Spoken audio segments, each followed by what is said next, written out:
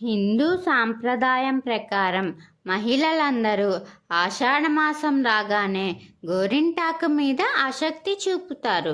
గోరింటాకు అంటే ఎవరికి ఇష్టం ఉండదు?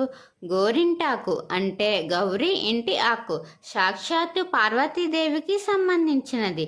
పార్వతీదేవి అన్న గౌరీదేవి అన్న ఒక్కటే.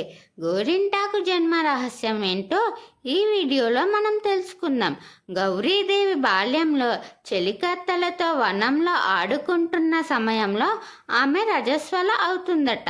అలా అయినప్పుడు రక్తపు చుక్క నేలకు తాకిన వెంటనే ఒక మొక్కగా పుడుతుందట.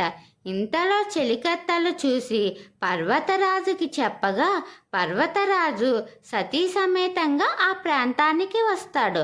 అంతలో ఆ మొక్క రుధిర వంశంతో ఉద్భవించాను కాబట్టి నన్ను ఈ లోకానికి ఉపయోగపడేలా చేయమంటుందట.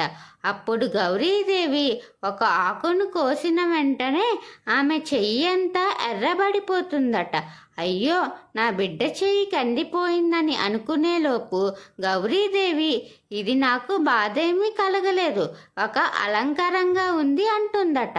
అప్పుడు పర్వతరాజు పైగా చాలా అలంకారంగా అనిపించినందువలన ఇకపై స్త్రీ సౌభాగ్యం చిహ్నంగా ఈ గోరింటాకు మానవలోకంలో ప్రసిద్ధి చెందేలా చేసినదని నీకు వరమిస్తాను అని చెప్తాడు. గోరింటాకు అంటే ఆషాఢమాసంలో గ్రీష్మ ఋతువు పూర్తయి వర్షపు ఋతువు మొదలవుతుంది. అనేక బ్యాక్టీరియాలు వచ్చినందువలన గోరింటాకు పెట్టుకుంటే పోతాయని శాస్త్రం చెబుతుంది.